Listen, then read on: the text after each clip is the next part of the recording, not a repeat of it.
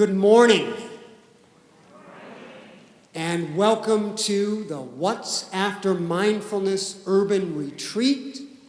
My name is Brian Conroy, and along with Bonnie Rose, I'll be your co-MC for the weekend.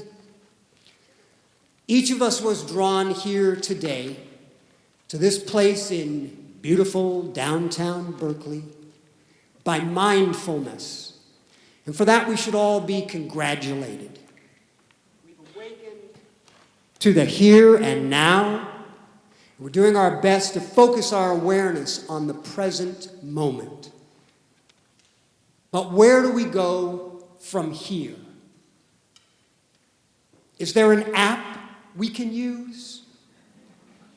A self-driving great vehicle that will lead us to our final destination without even having to place our hands on a steering wheel? A navigation system in which Siri will politely inform us of the shortest route to nirvana? What's after mindfulness? Well, if you look in the dictionary, what's after mindfulness is the word mindlessness. Lack of focus, lack of mindfulness. And it's certainly easy to lose mindfulness with all the distractions at our disposal, not the least of which is the monkey mind. So to prevent mindlessness, we could say that after mindfulness comes more mindfulness, an ongoing contemplation of every breath, a persistent observation of our thoughts and actions. But also after mindfulness comes a conscious attention to the small, mundane details of everyday life. As Jack Kornfield has said, after the ecstasy, the laundry. Or as a Chinese proverb says, after enlightenment, chop wood, carry water.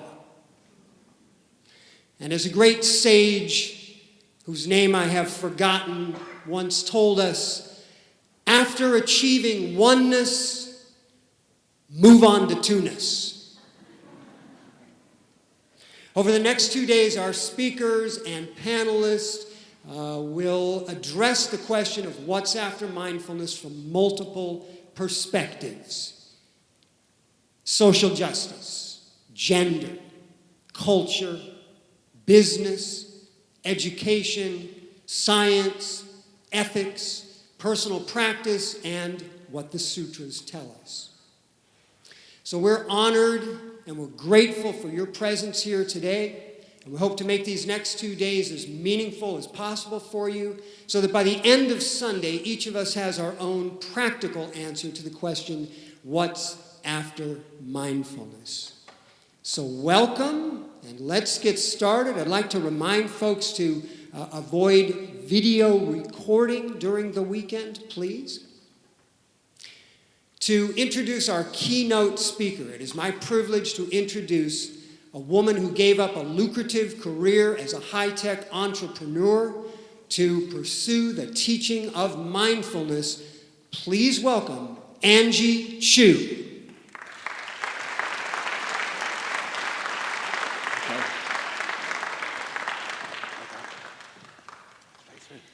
A very good morning to the Sangha members, friends, ladies and gentlemen. I'm very honored to be here this morning and to welcome all of you. So before I introduce this speaker for this session, I think he'll be stepping on stage first so that he will witness what I'm going to be saying about him. So almost 19 years ago in June, the first global conference on Buddhism was founded in Singapore. And it was hosted then as there was a real dearth of good Dhamma. Unfortunately, at that time, in the 80s and 90s, most of the temples were promoting more ritual, superstitious teachings and chanting, lots of chanting. And there was hardly any Dhamma talks and meditation. So in order to try to change the trend was to organize a global conference, which attracted many speakers from all over the world, and we had about 1,000 people attending at that time. And one of the unexpected speakers that showed up was this man, whom I'm going to be introducing.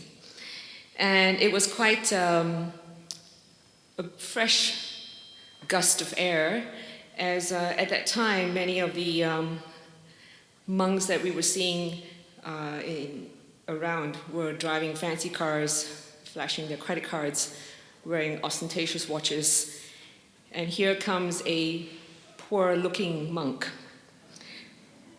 without a penny to his name, and till today he doesn't travel with any money or a credit card, no luggage. So any one of you picking him up needs to be at the airport early because he just breezes right through. So as he was invited from the wild wilderness of Australia, we were expecting him to be speaking with an Australian drawl. However, when he got to the podium, he spoke in Queen's English accent, which he says is not an accent because everyone else is speaking with an accent.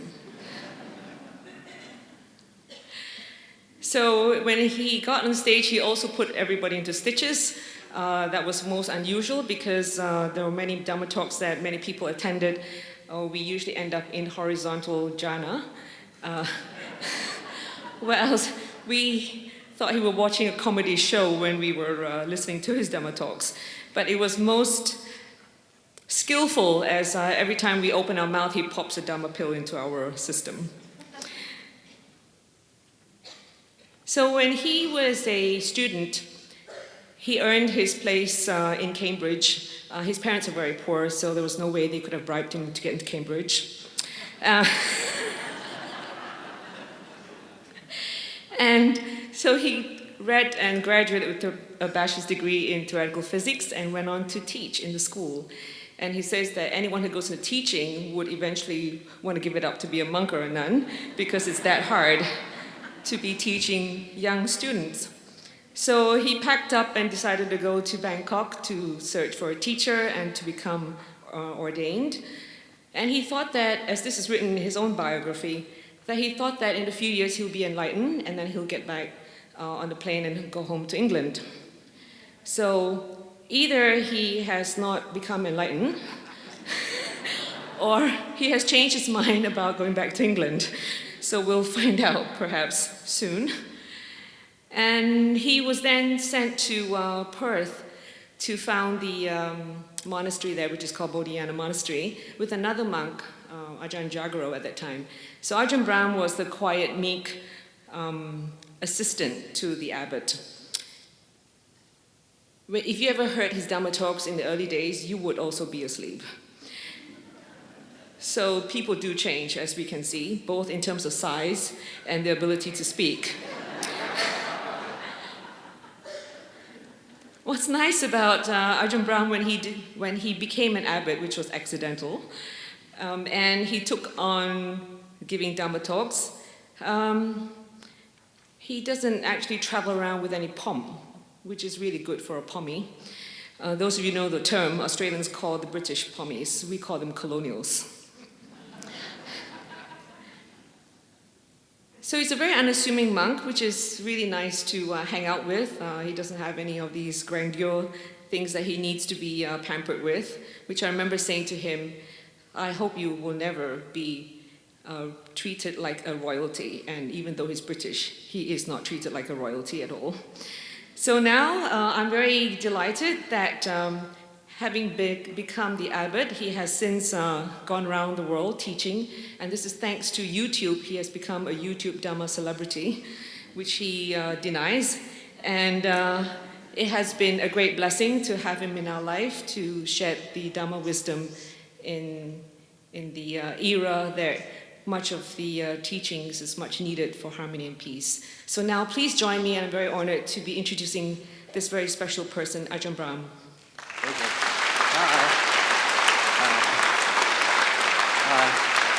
Rise. Very good.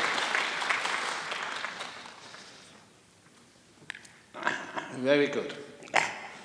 So it is true that 19 years ago we had the first global conference, And it's wonderful to be able to have these series of events where we can bring many different traditions together, focus on parts of Buddhism which has not been focused on before, discuss meditation in a deep way, and also to even maybe just change the world.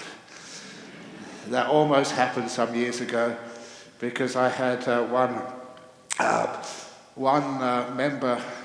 friend who came to one of the global conferences which we had in Perth some years ago. He was the head, like the equivalent of the governor of the state of Western Australia, even though they called him Premier. And he was a fellow called Jeff Gallup, and he happened to be the best man at Tony Blair's wedding. They'd been to Oxford together, they were both Rhodes Scholars, and they were just so close together. And at that time, Tony Blair was the Prime Minister of UK. And I hatched my plan to change the world because I had Dr. Gallup as a very, very close friend. I influenced him a lot. But actually, seriously, one of the reasons why he became a close friend, that Dr. Gallup, at the height of his powers, he was very popular, he got depressed. Very deep depression, which he realized when he was visiting his friend, Tony Blair, in Chequers, in England, who was the Prime Minister's country estate. And he realized for all that success and power, he was suffering from deep depression. And because he was quite well known, he came to see me to see if we could get him out of the depression. And it worked. And I thought, great, now I have Dr. Gallup. Now I'm sure I can get Tony Blair. And once I have Tony Blair as a Buddhist, as a disciple, the next step was George Bush. And then the whole world would have changed. Unfortunately, it didn't work according to plan, but it was quite close. But what was important was it doesn't matter just what position a person is in the world, just to be able to notice that somehow this meditation, this mindfulness, these wonderful teachings which are available can help people from all places actually overcome their depressions and see a much better way of life, and actually to take this world in a more positive direction. And that is one of the reasons why we call this particular conference Beyond Mindfulness. We all know what mindfulness can do. We can take it much further. And when we take it further, there's so many ways that we can get beyond things like depression. While we can get beyond enmity, which separate human being from human being, religion from religion, race from race, politics from politics, we can actually find those bridges, which we're going to talk about later on today, about how we can use some of these teachings in a ways which mean we don't need violence.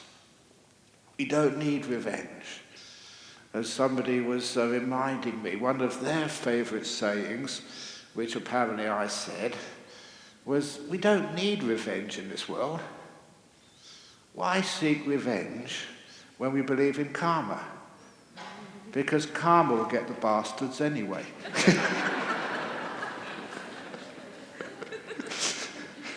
So in other words, it's simple teachings. And I say this in local language. So people can remember it and put it into practice. And when we do put it into practice and it starts to work, what a wonderful thing it is to be able to serve other people. I did actually write something down, scribbled it down. It's one of those sayings about mindfulness, said by the Buddha, which actually can take it further. It's from the suttas. It's always good for the mindful one. The mindful one dwells in happiness. It is better every day for the mindful one, and they are free from enmity. And the Buddha corrected the person who said that. He said, no. It is always good for the mindful one. The mindful one dwells in happiness. It is better every day for the mindful one, but they are not free of enmity. There's something more which is needed. And I'm sure once you hear what the Buddha said, what is extra which is needed, I think everyone in this room would agree. That one whose mind, day and night, takes delight in harmlessness, who has loving kindness to all beings, for them there is enmity with no one. And one of the things I like in that saying is that who delights in harmlessness. That we don't practice compassion and kindness because we're a Buddhist and we're supposed to. It's something we delight in the beauty of helping one another, serving one another, and have loving kindness to all beings, including oneself. And when one has loving kindness to oneself as well, as to all other beings, then enmity disappears. It's very difficult to see the difference between human beings. And that is one of the reasons why that I'm very happy to see so many bhikkhunis, fully ordained nuns, also presenting at this conference, which means that we have this wonderful support for all beings. And of course you have to also mention that today, that apparently this weekend in San Francisco, we're celebrating Gay Pride Week. So to acknowledge just the hurt and harm which people of all excluded, marginalized communities have felt over those years. And as a Theravada Buddhist monk, I can never get out of my mind, my memory, a time when a senior member of the gay community over in Australia, he confronted me one day and he said, religion has been very cruel to gay people. And he said it with such pain. I will never forget that. And of course, as a Buddhist, as a practitioner, yes, we do spend a lot of time meditating alone in solitude. But all of that energy, all of that power, all of that wisdom, we do take out into the world. And we do take it out and see who is being harmed or hurt, and see if we can somehow, some way, relieve that hurt or harm. So, it's not just being mindful, it's dwelling night and day, compassionate to all beings, and to oneself, and delighting in that compassion. It's a free source of energy that when we serve other people, we get so much energy back ourselves. And for all those people organizing this conference, this evening and tomorrow, you'll be so tired and exhausted, but you'll have something inside your heart which is so precious, the delight of having done something important, have spread the Dhamma, helped other people, and that just makes your life and other people's life worth living. You're delighting in harmlessness, in service. That is one thing I hope we focus on in this conference, beyond mindfulness, service, kindness, helping those who are marginalized. So I hope you really enjoy this conference and get much out of it. Unfortunately, you will hear from me many times later on.